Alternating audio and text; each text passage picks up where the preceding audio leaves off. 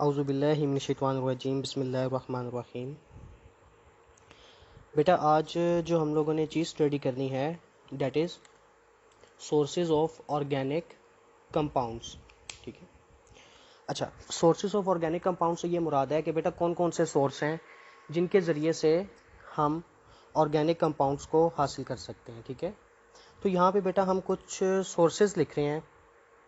सबसे जो पहला सोर्स है हमारे पास डेट इज़ पेट्रोलियम। कौन सा है? पेट्रोलियम। ठीक है। सेकंड जो हमारे पास मेजर सोर्स होता है ऑर्गेनिक कंपाउंड हासिल करने का वो होता है कोयला। ठीक है। और जो थर्ड सोर्स होता है हमारे पास उसका नाम है नेचुरल गैस। उसे हम क्या कहते हैं? कौन सा सोर्स है? Natural gas. ठीक है। अच्छा, ये थ्री बेसिक सोर्स हैं बेटे हमारे पास, सोर्सेज हैं हमारे पास ऑर्गेनिक कंपाउंड्स को हासिल करने के। अच्छा, इनको हम बेटे नाम देते हैं, इन तीनों सोर्सेज को ये कहलाते हैं फॉसिल्स फ्यूल्स। ये क्या कहलाते हैं हमारे पास? Fossil fuels. ठीक है, फॉसिल फ्यूल्स। अच्छा, अब कोई अगर आपसे पूछे कि फॉसिल फ्यूल्स क्या होते हैं, वो तो चले हमें पता चल गया कि पेट्रोलियम, कोल, नेचुरल गैस ये बेसिक सोर्सेज हैं हमारे पास ऑर्गेनिक कंपाउंड को हासिल करने के। इनको हम क्या कह देते हैं? Fossil fuels. अच्छा, फॉसिल फ्यूल्स को हम बेटा डिफाइन ऐसे करते हैं कि हमारे पास जो बेटे होते हैं ना, प्लांट्स होते हैं। ठीक है। और इसके अलावा जो एनिमल्स होते हैं। ठीक है। अगर प्लांट्स और एनिमल्स ये बेटा लॉन्ग टाइम बरेड रहें ज़मीन के अंदर, या लॉन्ग टाइम के लिए क्या रहें? लॉन्ग टाइम के लिए बरेड रहें, तो इनका जो डिके हो जाता है, तो इनका जो डिके होता है उस डिके के रिजल्ट में हमारे पास क्या क्या चीज़ बनती है? पेट्रोलियम बनता है, कोल बनता है और नेचुरल गैस। ठीक है। तो इसको हम क्या नाम देते हैं? Fossil fuels. फॉसिल फ्यूल्स हमें ये तीनों चीज़ें कैसे बनती हैं? फ्रॉम प्लांट्स एंड एनिमल्स का लॉन्ग टाइम कोई ज़मीन के नीचे दफन हो गए, बरेड हो गए, उनका डिके होने से। क्लियर होगी बेटा यहाँ तक बात? ये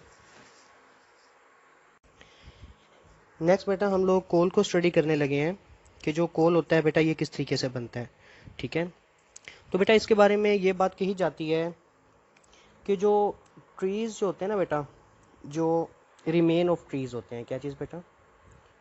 जो दरख्त वगैरह होते हैं उनका रिमेन, उनका जो बकाया जात होता है, रिमेन ऑफ ट्रीज। ठीक है।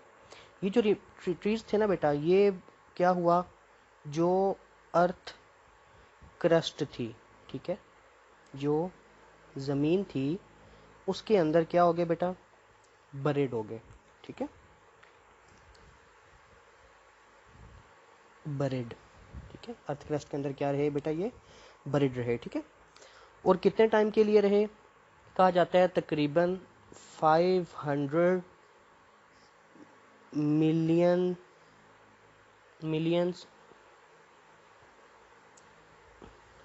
500 मिलियन ईयर्स अगो। हाँ जी, कोल के बारे में क्या कहा जाता है बेटा? कोयला कैसे बना था कि जो ट्रीज़ के बकाया जात थे, जो दरख्त वगैरह थे, ठीक है, वो ज़मीन की तह में बरेड हो गए, दफन हो गए। ठीक है। कितने अरसा पहले से? 500 मिलियन ईयर्स से ही। तो बेटा इसका करना क्या हुआ? इतने टाइम के अंदर, 500 मिलियन ईयर्स के अंदर, ये जो ट्रीज थे, रिमेन ऑफ ट्रीज थे, ठीक है, इन पे कुछ केमिकल प्लस बैक्टीरियल रिएक्शंस हुए। क्या हुआ बेटा?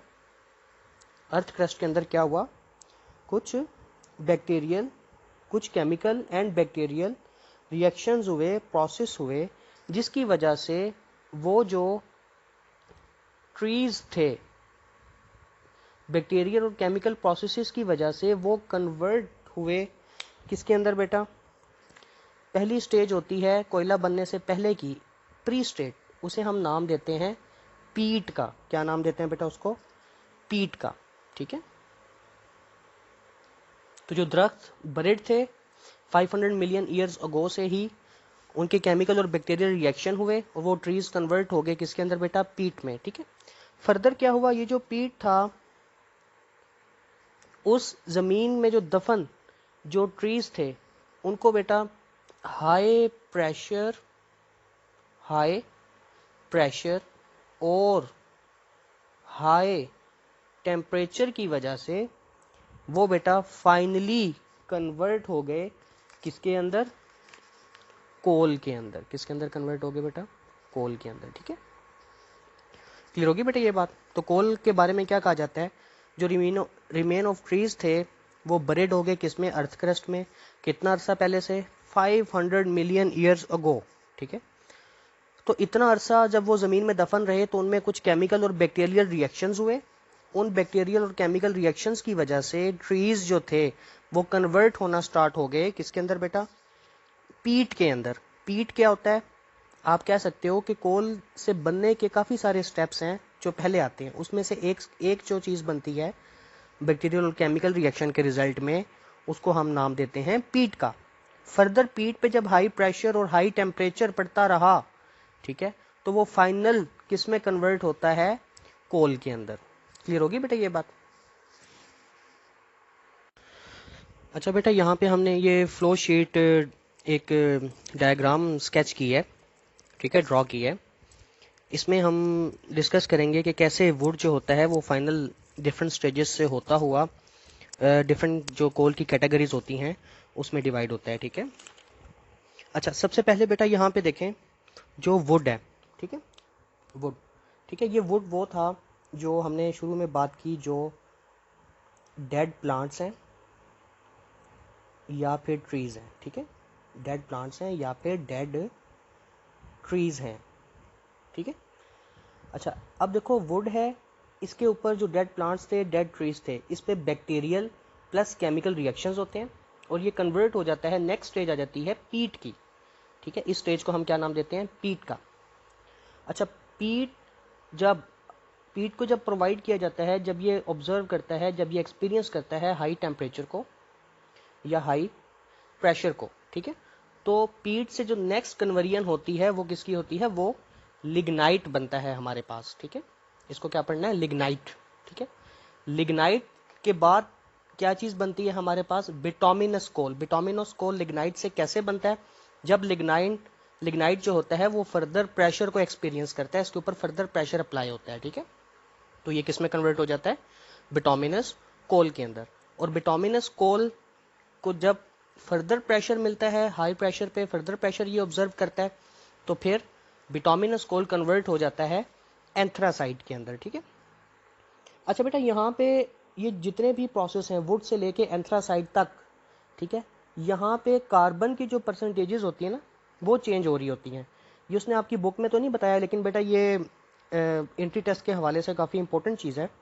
जो पीट होता है ना बेटा आपके पास, पीट, यहाँ पे 60% कार्बन होता है। कितना होता है बेटा, 60% कार्बन। ठीक है, जो लिग्नाइट होता है आपके पास, ठीक है, यहाँ पे तकरीबन 67% कार्बन की कंसंट्रेशन होती है। ठीक है, इसी तरीके से जो आपके पास नेक्स्ट बनता है बिटोमिनस कोल, बिटोमिनस कोल के अंदर 83%, कितना, 83% कार्बन होता है। ठीक है, और जो लास्ट स्टेज होती है आपके पास फाइनल, वो कौन सी होती है, एंथ्रासाइट कहलाती है। एंथ्रासाइट के अंदर तकरीबन 85% से लेके तकरीबन 98% तक कार्बन की अमाउंट होती है। ठीक है, तो वुड जो था बैक्टीरियल केमिकल रिएक्शंस के बाद कन्वर्ट हुआ पीट में। ठीक है, पीट high temperature high pressure observe करके कन्वर्ट हुआ लिग्नाइट में। लिग्नाइट फर्दर प्रेशर ऑब्जर्व करके किस में कन्वर्ट हुआ, बिटोमिनस कोल में। बिटोमिनस कोल ने जब फर्दर प्रेशर को ऑब्जर्व किया, ठीक है, तो ये कन्वर्ट हो गया किसके अंदर, एंथ्रासाइट के अंदर। पीट के अंदर कार्बन की अमाउंट कितनी, 60%, लिग्नाइट में 67% कार्बन होता है, बिटोमिनस कोल के अंदर 83% कार्बन होता है, और एंथ्रासाइट के अंदर 85% टू 98% कार्बन होता है। ये जो बेटे परसेंटेजेस हैं ये वाली, ये बेटा आपकी बुक में नहीं है, लेकिन एंट्री टेस्ट के हवाले से ये बेटा ये थोड़ा सा आपको ना इंफॉर्मेटिव है और ये आपको इसका नॉलेज जो है आपका इंक्रीज कर जाएगा इससे। ठीक है बेटा। नेक्स्ट बेटा हम डिस्कस करेंगे कि जो कोल होता है ना बेटा, ठीक है, ये एक इम्पोर्टेंट सॉलिड फ्यूल है। ये क्या है? एक इम्पोर्टेंट सॉलिड फ्यूल है। ठीक है। अच्छा, अब ये जो कोल है ना बेटा, इम्पोर्टेंट सॉलिड फ्यूल है। इससे हम बहुत से ऑर्गेनिक कंपाउंड्स को हासिल कर सकते हैं। ठीक है, हम इसे क्या कर सकते हैं? बहुत से ऑर्गेनिक कंपाउंड्स को प्रिपेयर कर सकते हैं, गेन कर सकते हैं, हासिल कर सकते हैं। ठीक है, तो ये हमारे पास एक सोर्स है डिफरेंट ऑर्गेनिक कंपाउंड्स को हासिल करने का। ठीक है।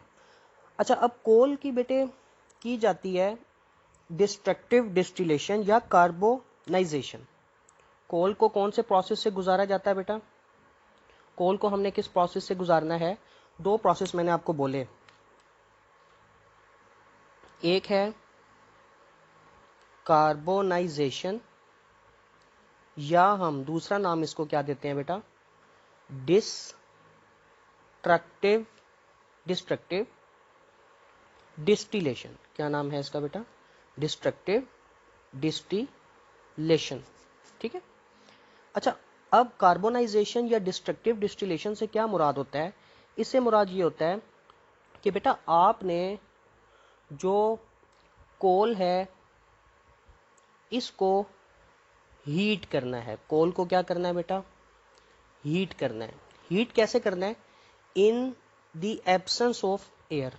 In the absence of air. ठीक है, कि जब आप कोल को बेटा हीट करते हैं इन दी एब्सेंस ऑफ एयर, और हीट जो करना है उसके लिए टेम्परेचर कितना है? तकरीबन 500 से लेके 1000 डिग्री सेल्सियस तक। कितना बेटे? 500 टू 1000 डिग्री सेल्सियस। लेकिन कंडीशन क्या है? इन दी एब्सेंस ऑफ एयर, कि उसके अंदर हवा की मौजूदगी में नहीं करना उसको। ठीक है, हवा की गैर मौजूदगी में करना है। इस प्रोसेस को आप क्या कह देते हैं? कार्बोनाइजेशन कहते हैं, या फिर दूसरा नाम किसका देते हैं इसको बेटा? डिस्ट्रक्टिव डिस्टिलेशन का। ठीक है। अच्छा, अब जो कोल होता है बेटे, जब आप उसको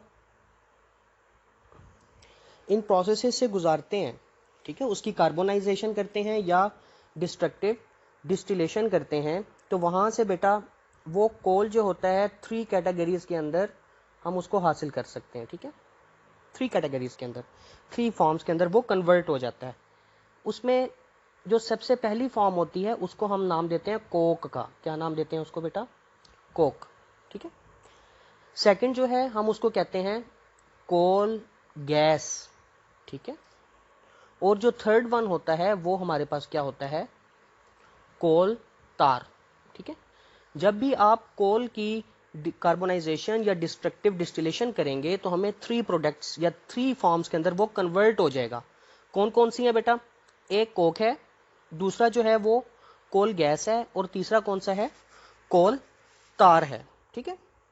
अच्छा, अब जो बेटे ये जो आपके पास होता है ना कोल तार, ये वाला कोल तार, ठीक है, इसको इससे हम बेटा इसकी फर्दर करते हैं फ्रैक्शनल डिस्टिलेशन। इसकी हम क्या करते हैं? Fractional distillation. तो फ्रैक्शनल डिस्टिलेशन करने के बाद हमें कोल तार से large number of organic compound हासिल होते हैं। Large number of organic compounds जो होते हैं वो हमें हासिल होते हैं। ठीक है। और बेटा ये जो यहाँ पे हमने बोला ना फ्रैक्शनल डिस्टिलेशन, ठीक है, फ्रैक्शनल डिस्टिलेशन, फ्रैक्शनल डिस्टिलेशन से मुराद होता है बेटा कि आप सेपरेशन करें। क्या करें? Separation on the basis of boiling points. On the basis of boiling points. ठीक है। तो फ्रैक्शनल डिस्टिलेशन क्या कहते हैं बेटा? ये एक सेपरेशन टेक्निक है जिसमें हम क्या करते हैं, सेपरेशन जो होती है वो बॉइलिंग पॉइंट्स के फ़र्क के ऊपर होती है, ठीक है। तो डिफरेंट बॉइलिंग पॉइंट्स के डिफरेंस के ऊपर हमें large number of organic compounds जो होते हैं बेटा वो हासिल हो जाते हैं। अच्छा बेटा, इसमें ये थोड़ा सा इन्फॉर्मेटिव है चीज़ें, ये आपकी बुक में है, जियोलॉजिकल सर्वे ऑफ पाकिस्तान, ठीक है। ये एक इदारा है, ठीक है। इस सर्वे के मुताबिक पाकिस्तान में तकरीबन 184 बिलियन टन्स कोल के जो है रिजर्वायर्स मौजूद हैं, ठीक है। हमारे पास पाकिस्तान में कितना अंदाजन कोयला मौजूद है, 184 बिलियन टन्स, ठीक है।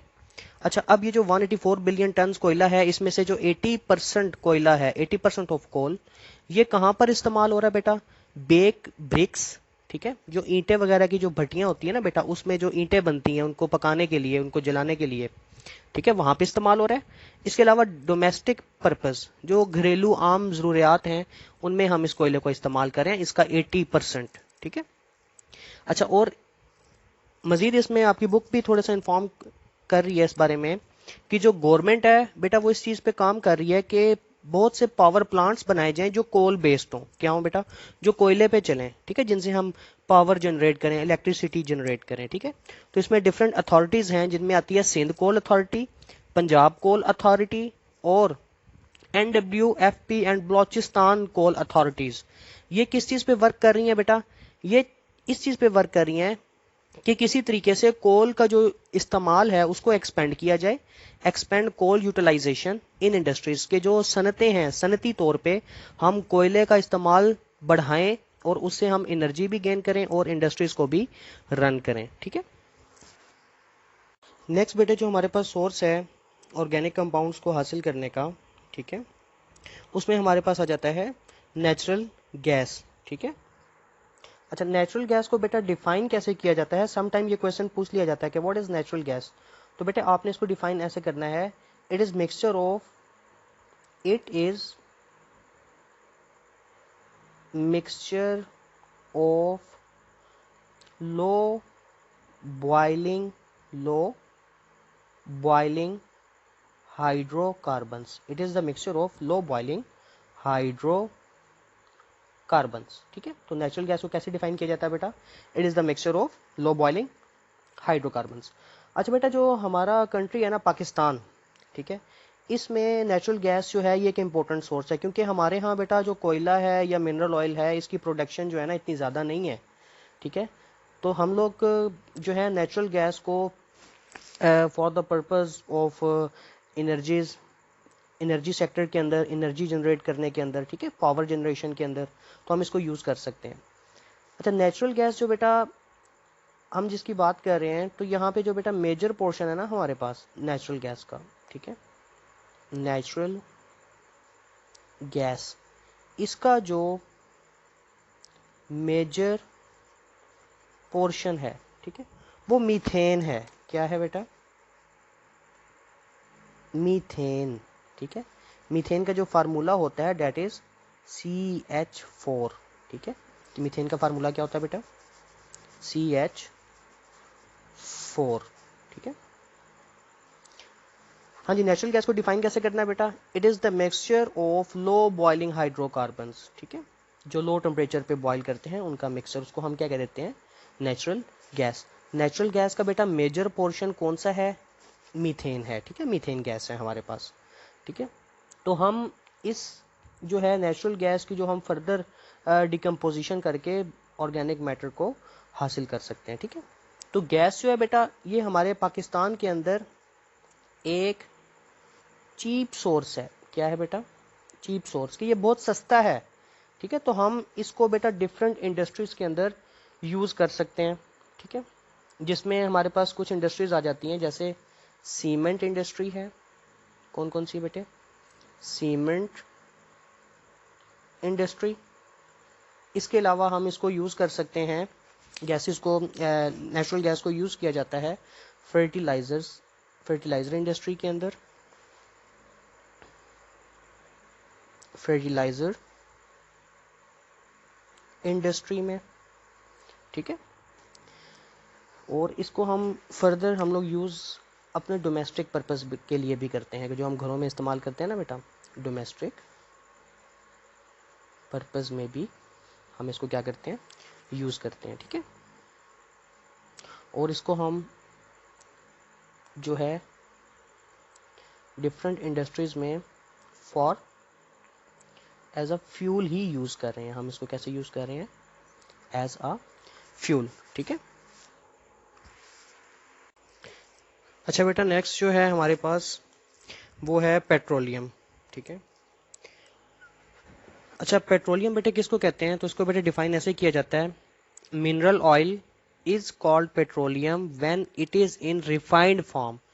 कि बेटा जब भी आप मिनरल ऑयल को रिफाइन कर लो, ठीक है, उसकी सफाई कर लें, उसको जो साफ हालत होती है, ठीक है, उसको हम क्या नाम दे देते हैं? पेट्रोलियम का। ठीक है।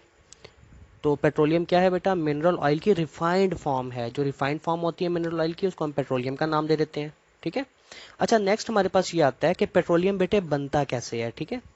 तो यहाँ पे एक ये पॉइंट में लिखा है, it is formed by chemical and biological decomposition of organic matters found in rocks.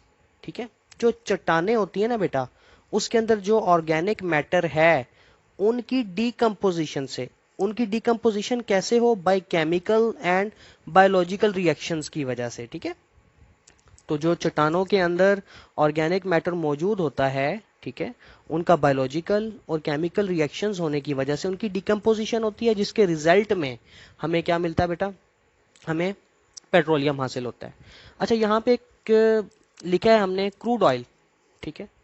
अच्छा, क्रूड ऑयल किसको कहते हैं बेटा? देखो, जो खाम हालत में तेल निकलता है ना जमीन से, ठीक है, जो कि अभी आप कहते हो कि उसको हमने रिफाइन नहीं किया, उसको हम क्या नाम दे देते हैं? क्रूड ऑयल का। इसको डिफाइन ऐसे किया जाता है, liquid of blackish colour extracted from rocks is called crude oil. Crude oil क्या होता है बेटा? ये एक लिक्विड होता है जिसका कलर कैसा होता है? ब्लैकिश कलर का। ठीक है। और ये कहाँ से निकलता है? चट्टानों से निकलता है। ठीक है। तो इसको हम क्या नाम दे देते हैं? क्रूड ऑयल का। अच्छा, क्रूड ऑयल जो होता है बेटा, ये खाम तेल होता है, इसलिए हमें इसको रिफाइन करने की जरूरत पेश आती है। तो यहाँ पे हम कुछ रिफाइनरी की बात करते हैं कि जो पाकिस्तान में रिफाइनरीज जो हैं वो काम कर रही हैं। ठीक है। ऑयल रिफाइनरीज इन पाकिस्तान। तो बेटा यहाँ पे इंपॉर्टेंट बात याद रखनी है कि पाकिस्तान में 4 जो बेसिक हैं बड़ी ऑयल रिफाइनरीज हैं। उनमें से जो सबसे पहली है उसका नाम है अटक ऑयल रिफाइनरी। क्या नाम है बेटा उसका?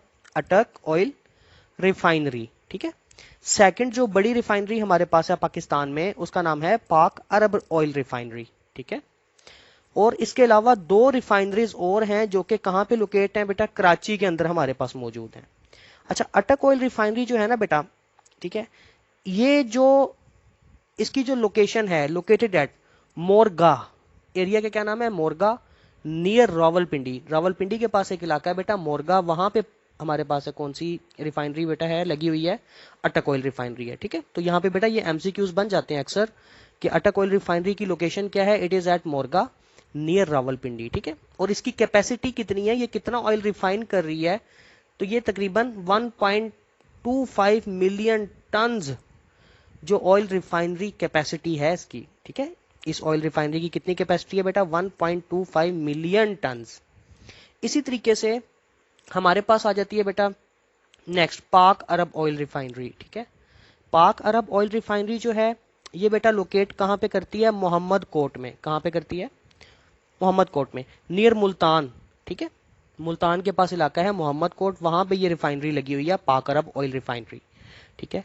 इसके अलावा हमारे पास 2 मजीद ऑयल रिफाइनरीज हैं जो कि कराची में लोकेट करती हैं। ठीक है। और इनकी जो कैपेसिटी है वो 2.13 मिलियन टन्स। ये एमटी बेटा किसको रिप्रेजेंट कर रहा है? मिलियन टन्स को। ठीक है। जैसे अटक ऑयल रिफाइनरी थी ना बेटा, इसकी कैपेसिटी थी 1.25 मिलियन टन्स। इसी तरीके से जो कराची में 2 हैं, इन दोनों की मिला के कितनी कैपेसिटी है ऑयल रिफाइन करने की? तो 2.13 मिलियन टन्स है। ठीक है। क्लियर होगी बेटा ये बात? अच्छा, इसमें ना बेटा आपके पेट्रोलियम वाले इस आर्टिकल के अंदर ना बेटा एक टेबल है, टेबल 7.1। ठीक है। कि हम जो पेट्रोलियम होता है, ये जो ऑयल होता है, ठीक है, इसको हम किस तरीके से इसमें से हम डिफरेंट फ्रैक्शंस हासिल करते हैं। जैसे देखो ना बेटा, जमीन से जो तेल निकलता है उसी से ही हमें पेट्रोल मिलना है। ठीक है। उसी से ही हमें क्या मिलना है? कैरोसिन ऑयल मिलना है, मिट्टी का तेल मिलना है, उसी में से डीजल निकलना है, ठीक है, उसी में से ही लुब्रिकेंट्स निकलने हैं, मोबिलाइल वगैरह, ठीक है। तो एक उसको जो हम क्रूड ऑयल की रिफाइनरी के बाद उसमें से जब फर्दर हम लोग पेट्रोल, डीजल और मिट्टी का तेल, ठीक है, कैरोसिन ऑयल, उनकी जो सेपरेशन करते हैं वो फ्रैक्शनल डिस्टिलेशन करते हैं। उसके कुछ बॉइलिंग पॉइंट्स इस टेबल में बेटा बताए गए हैं, ठीक है। तो बेटा ये आपने इस टेबल को बेटा लाजमी करना है, ठीक है। ये बहुत इंपॉर्टेंट टेबल है बेटा ये वाला। क्लियर हो गया बेटा यहाँ तक आप लोगों को?